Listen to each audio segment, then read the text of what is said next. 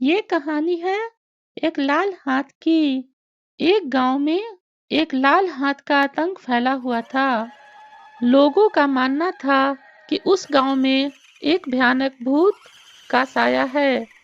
वही भूत अपने लाल हाथ से पूरे गांव के लोगों को डरा रहा है। गांव के थोड़ा बाहर कई बार ऐसी घटना हो चुकी थी जो इन बातों पे विश्वास करा देती थी। रात के वक्त अगर कोई अकेला गांव के बाहर निकलता तो उसे एक भूत दिखाई देता। फिर वो लोगों को रोकता और उससे बातें करता। अंततः लोग उसके भयानक लाल हाथ देखकर डर जाते। पता नहीं इस बात में कितनी सच्चाई थी, लेकिन कुछ लोग तो इसे सच ही मानते थे और सारे गांव में डर का माहौल था। गांव के सरपंच और सब लोग मिलकर इस लाल हाथ के आतंक से बचने का उपाय ढूंढ रहे थे, लेकिन उन्हें बस इतना सूझ रहा था कि कोई अकेले गांव के बाहर रात के समय न निकले। इस गांव की ये लाल हाथ वाली बात अब दूर दूर तक पहुंच चुकी थी, लेकिन कोई कुछ नहीं कर पा रहा था। कुछ लोगों का मानना था कि गांव का एक मजदूर शहर के एक फैक्ट्री में काम करता था। एक दिन काम करते करते उस मजदूर का एक हाथ मशीन में दब गया और वो इस दर्दनाक एक्सीडेंट में बच नहीं पाया। उसी दुर्घटना के बाद वह एक भूत बन गया और अपनी लाल हाथों से सबको डराने लगा।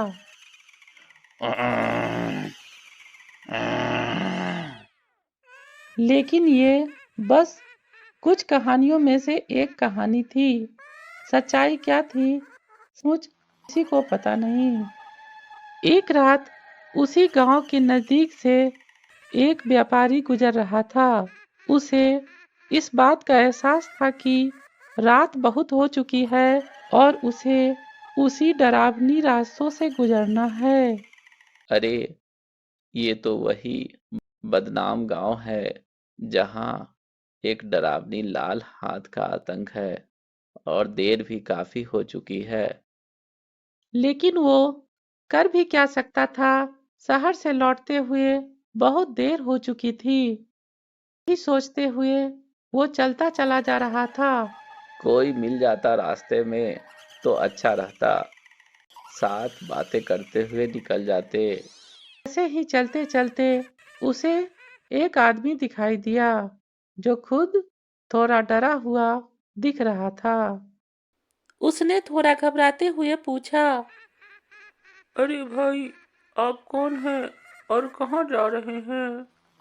मैं बस शहर से अपने गांव लौट रहा था। मेरा गांव इस गांव के बाद ही आता है। आप इतनी रात कहाँ जा रहे हैं? मैं तो इसी गांव का हूँ, बस दूसरे गांव से लौट रहा था। लौटने में थोड़ी देर हो गई है। रात काफी हो गई है, इसलिए थोड़ा घबरा रहा हूँ। तो आप इसी गांव के हैं, तो आपको तो वो पता ही होगा उस लाल हाथ वाले भूत के बारे में। लाल हाथ? ये लाल हाथ क्या है भाई? अरे, आपको नहीं पता उस लाल हाथ के बारे में? एक एक भयानक भूत है, लाल हाथ वाला ना है। बहुत खतरनाक है वो लाल हाथ वाला भूत। बताते हुए भी काफी डर लग रहा है। दूसरा आदमी अपना वही लाल हाथ दिखा के पूछता है, वो लाल हाथ यही तो नहीं? उस भयानक लाल हाथ को देखकर बुरी तरह डर जाता है और वहां से भाग खड़ा होता है। वो भागता भागता बहुत दूर जाके रुका, फिर बड़ी हिम्मत से आगे बढ़ने लगा। वो चलते चलते वही लाल हाथ वाले भूत के बारे में सोच रहा था। थोड़ी देर अकेले चलने के बाद उसे एक किसान सड़क पे खड़ा दिखाई दिया। उसे देख उसे थोड़ी जान में जान आई। अरे भाई, भागो यहाँ से, पीछे पीछे लाल हाथ वाला भूत है। लेकिन वो किसान चुपचाप उसके गले को देख रहा था। अरे सुना नहीं भाई, पीछे लाल हाथ वाला भूत है, भागो। कहीं तुम इस भयानक लाल हाथ की बात तो नहीं कर रहे? वो वही भयानक लाल हाथ थी। उसे देखकर वह फिर बुरी तरह डर गया और भगवान का नाम लेते हुए भागने लगा। उसकी हालत बहुत खराब हो चुकी थी, लेकिन फिर भी वो भागता जा रहा था। उसे थोड़ा आगे एक व्यापारी सामने से आते दिखाई दिया। इससे ही मदद मांगता हूँ। वो दोनों साथ हो लिए और साथ चलने लगे। व्यापारी का अब डर थोड़ा कम हुआ और उसने उस आदमी को लाल हाथ के बारे में इस बार कुछ नहीं बताया। लेकिन वो दूसरा आदमी उसे खुद बताया। भाई भाई, यह बहुत खतरनाक इलाका है। यहाँ लाल हाथ का आतंक है। मैं तो जैसे तैसे बच के भागा यहाँ से। तुमको भी क्या दिखा क्या वो लाल हाथ वाला भूत? अरे, मुझे तो 3 बार दिख चुका है वो भूत। भेष बदल बदल के दिख रहा है। मैं क्या करूं, मुझे समझ में नहीं आ रहा अब। फिर उसने देखा कि वो भी उसे उसके गले की तरफ देख रहा है और उसने एकाएक वही भयानक लाल हाथ दिखाया। उस व्यापारी को अब ये समझ में आ चुका था कि ये भी उस भूत का ही रूप है। वही रूप बदल बदल कर बार बार सामने आ रहा है, पर वो बार बार मुझे छोड़ भी दे रहा है। वही भूत बार बार रूप बदल बदल कर सामने आ रहा है, लेकिन वो मुझे नुकसान नहीं पहुंचा रहा है। ये मेरी गर्दन की तरफ बार बार देखता है और मुझे छोड़ देता है।